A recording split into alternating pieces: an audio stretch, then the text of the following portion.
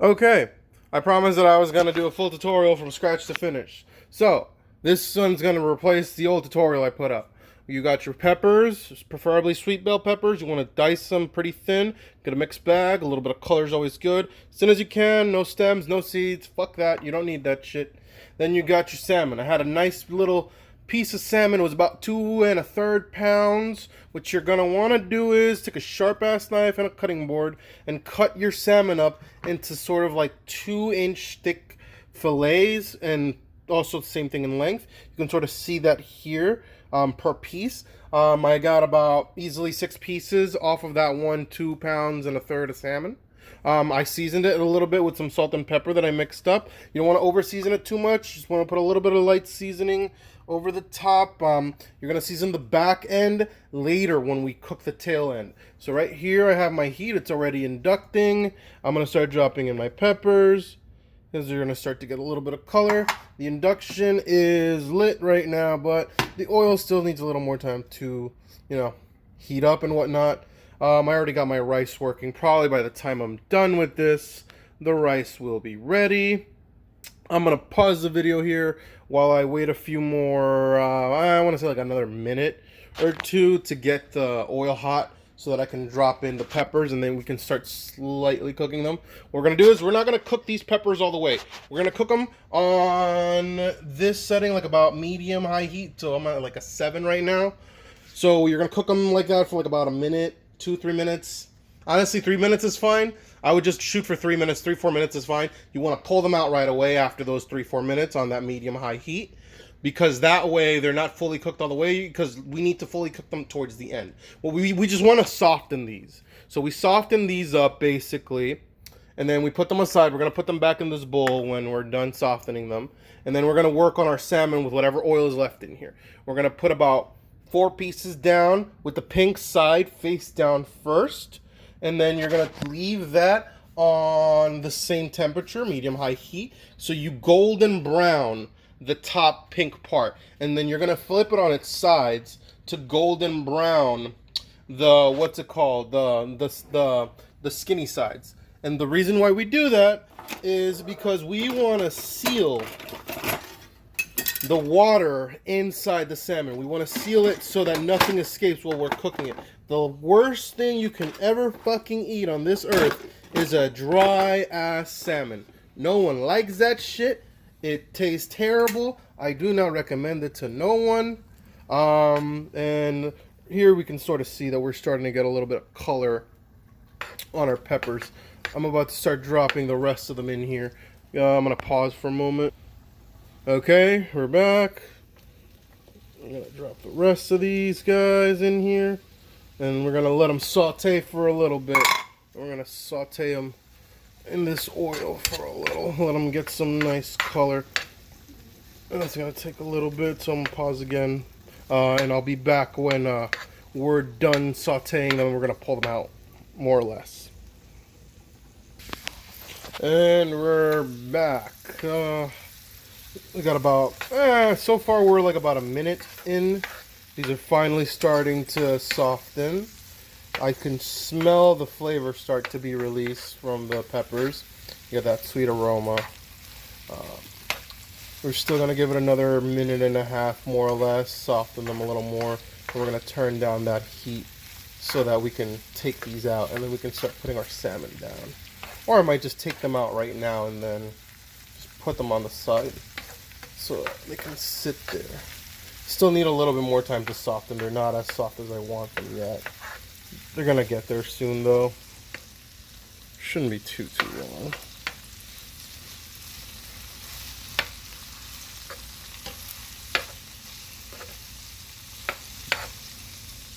Oh yeah, FYI, when you cut your salmon, please don't get rid of the skin. The skin is important. The back end of the skin is extremely important. Without it, you won't be able to seal the back end and cook the rest of the temperatures. Not the rest of the temperatures. Cook the rest of the internal portions of the salmon all the way through when we set it later towards a low medium heat. You're gonna see what I mean. It's literally just it's super simple. All right, these are starting to smell really nice. I'm going to pull these in about another 45 seconds because they're starting to get very soft. I like that.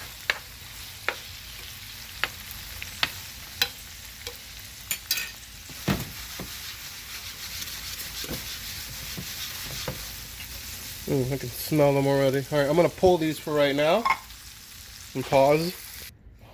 Okay, we are back.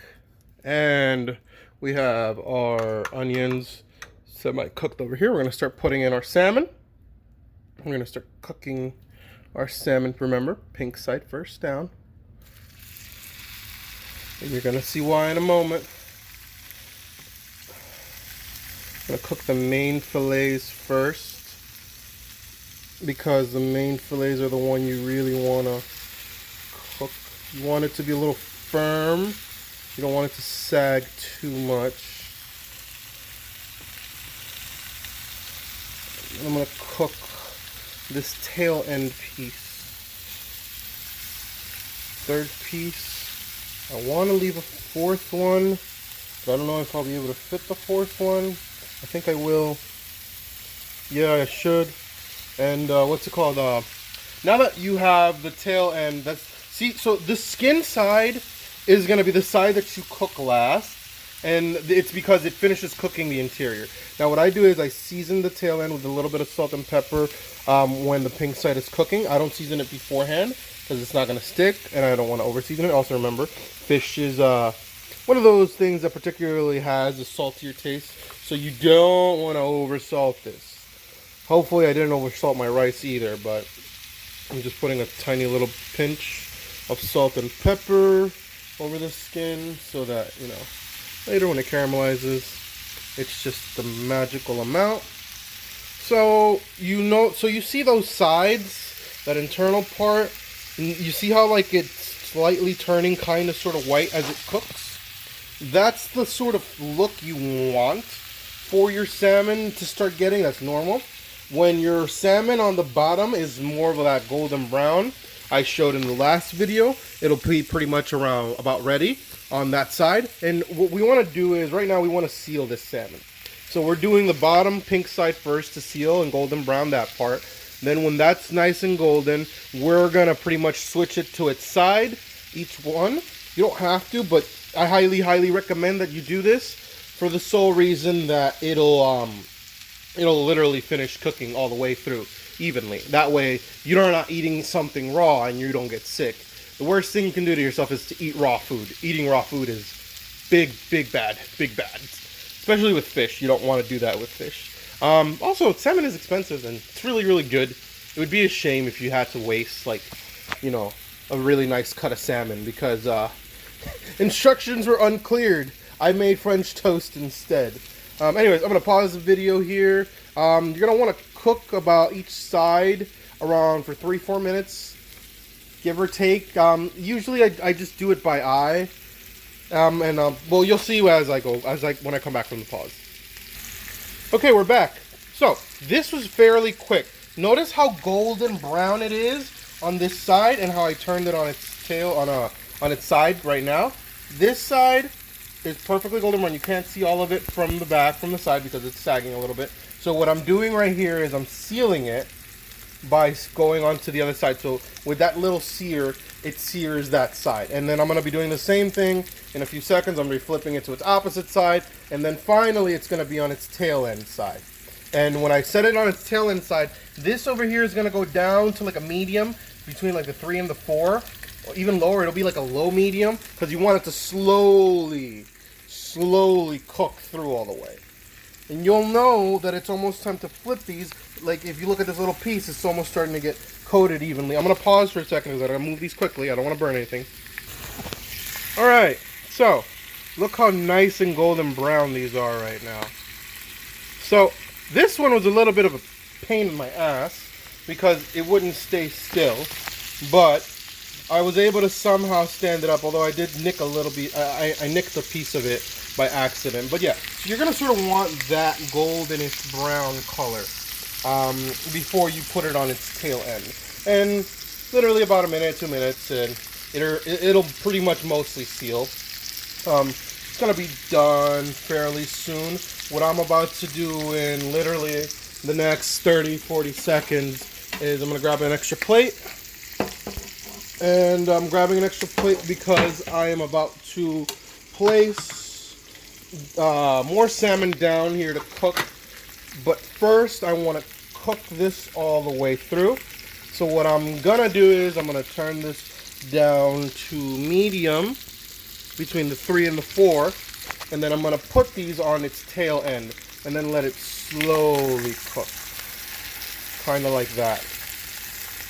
And what we do that last is because the tail end piece is the part that's going to like cook it over all through. See, these are very, very thick pieces. And it's really difficult to cook them through because they're thick pieces. You don't want them to be raw on the inside. My regret with this was that I should have probably cut them a different way, but that's fine because right now on low medium, which is what I have it set to, these will slowly cook. I'm going to leave them like that for a good 5, 6, 7 minutes. And the reason for that being is that so every certain amount of ounce, so every X amount of ounces, every X amount of pounds, depending on how much meat there is, it's going to take a certain time for it to cook. Salmon in particular is a very tricky one to cook. So you don't want undercooked raw salmon. Trust me, you do not. But anyways, I'm going to pause the video for a few minutes while this starts to pretty much cook through, and I'll be back again in another few seconds. Okay, we're back. I glazed these a little bit more, browned them a little bit more out. This is what the color's looking like. I'm going to finish my last 2 pieces. So, just going to turn this back up to medium high. And we're going to put these down. Finish cooking our last 2 pieces so we can finally start glazing these bad boys. Remember, pink side down first. We want to sear and trap everything. And I'm back on medium-high heat. So that we can pretty much finish this up. Why is my camera out of focus? What the fuck? That was weird. Okay. That was very weird. Anyways, so you're going to see that this one piece is a little mangled, and this tail end piece almost broke. It only broke because I think it was too skinny to hold the weight of this when I grabbed it, so it almost snapped off. But I know that it's cooked because it's starting to tear apart, which means that it's in the perfect temperature. I keep nibbling at this one because I was checking to make sure the insides of it were fully cooked all the way. And so far, it's seasoned perfectly. It's not too salty. It's not too much pepper. It's about the right balance, more or less. We're very close to being done. And our rice just finished, actually. I'm going to check on that next. Probably should vent it. That shit always scares the fuck out of me whenever it does that. I'm going to pause for the moment while I check on the rice. Alright, our rice is cooked perfectly. I'm going to show you in a minute. But first, I have to flip these guys because they're pretty much done being golden browned. If we look on this side, perfectly golden. Now we got to do this side. Fuck my life, that was really hot. Fuck you. Ow. Same thing, really, really golden. Or as gold as we need it. Now we're going to be searing the sides again. Sides should be fairly quicker to sear now that the pan has been hot for a very long time, so the constant temperature of the pan is a lot hotter than it used to be. So we might not even have to wait the full 2-3 minutes we waited on each side earlier because of how hot it is now and because we've been cooking already. And look at all that oil. So that's one thing that you want to avoid. You don't want to move them too much because if there were any more oil in this, it would tell me that the salmon dried out, which is not what you fucking want at all. So these are ready to flip now. Fuck your mother, that burned. Fuck your mother, that burned. I'm going to pause now. Take a mental note. If there's like pools of oil, which is normal around the edges of your salmon or whatever you're cooking, please don't flip your salmon on top of it. You will burn the fuck out of yourself, as I did. Also, I shouldn't have been touching it with my hands, but I'm a very clumsy motherfucker, and because I am very fucking clumsy, I don't want to break my salmon, and I don't want to accidentally make it tear apart. So I just, avoid the hassle and just, move it with my hand. Now this is ready to be flipped on its tail end. Same with this side. Look at that nice golden color. I could use a little bit more color on the bottom tail end pieces. When this is more or less done cooking in a little bit, I'm gonna eventually press those two tail pieces so that it more or less finishes evening out. I might do the same with these ones also, because I feel like the middle section tail piece could use a little bit more of a press. So I'm gonna pause, and when you see me back again, we'll be getting ready to glaze these guys. I just want to give a mental note. I ended up cooking these a little bit faster than usual, in about 5 or so minutes on the tail end piece, or 4 or so minutes, because I ended up searing it so well on the sides that it cooked way more evenly than I had to. So these actually can cook faster or slower, depending on how well you golden brown the outer parts of the salmon initially. That's all I wanted to add on. You'll know your salmon is ready to get pulled when you see that brown glaze at the tail end piece. That's when it's crispy. That's when you want to pull them. Okay, I went ahead and I added the peppers and the salmon back in. I'm going to be adding the teriyaki glaze. Oh my god, fuck me. Okay, so we're going to be adding a little bit to start off. For this, remember, you want this to be on a higher heat when you add the teriyaki glaze. The teriyaki glaze is going to cool the temperature of your pot. You want to add this quickly. You don't want to burn your shit. So remember to add it quickly. If I wasn't one-handed right now, this would be easy. I'm going to pause. I'm back again. Adding more teriyaki glaze. And we're adding a little bit more to the sides. And this, again, is going to cool down the temperature. And you want just about, yay much. I used like about a third of like the last bit I had in a bottle, and like a third of like a new bottle, more or less. I know it looks like a lot, but surprisingly, trust me when I tell you, it is not. It is not that much. And what you're going to be doing, same thing. You're going to be basting it. I am going to be turning this up to high because I need this to, preferably quickly so I don't overcook anything, start to, you know, get them juices boiling and bubbling. It looks like my phone is about to die. I am a little concerned. My battery life is at 5%. Holy fuck, that's bad. I don't know if I might make it to the end of the video. I'm about to go grab my charger. I'm going to pause for a moment. Okay, I'm back. Forgive my profanity, but my shit was going to die. So look, we got that nice simmer. You want to make sure that the peppers are all in there. I want to add the last of the peppers and the last of the salmon, but I feel like I don't have enough room in the pot. I mean, I think I do. I'm going to add them. I'm going to add... Fuck me. I didn't want to break that piece. I grabbed it all willy-nilly like an idiot, and then it just tore apart. I guess that's the piece I'm eating. I'm eating that piece. Because I tore it apart, I'm going to eat that piece. Monka S. I'm big dumb. And then, again, you want to baste these. That's the piece I'm probably going to eat today. And this isn't caramelizing yet, but it's about to be very soon. It's about to be. I'm going to add the rest of these peppers. Yeah, I need a bigger pan. I'm going to buy a big-ass cast iron skillet so I can make more of these. Yeah, adding the third one was probably a mistake. I'm probably going to eat that one first. I'm going to start putting these in on a plate in a little bit once this starts to caramelize. And it's fully done cooking through. Just for the sole reason that I don't want anything to, like, not to break, but, like, so that I can put it away properly. But yeah, you want that nice bubbling sound. When it starts to thicken, you'll see the bubbles will be a little bit more foamy. That's the word. So you see that foaminess? That's what you want. You want that foamy sort of like texture.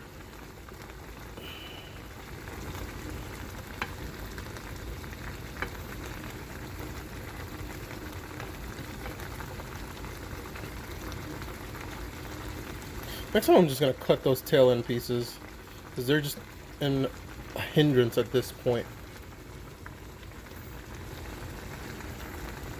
I want to turn up the heat a little higher. Set it up to high. It needs to be, there we go. Now we have that bubbling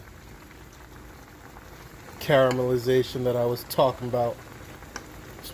Talk about. Yeah, there we go. Now we're cooking.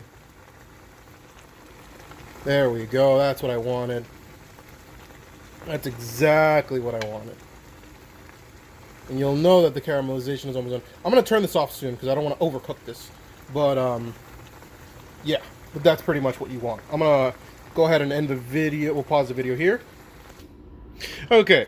So, I already pulled out our rice. I already pulled out the salmon because I don't want them to just sit on my oven. My kitchen, sadly, over here is a lot smaller than my old kitchen where I used to live.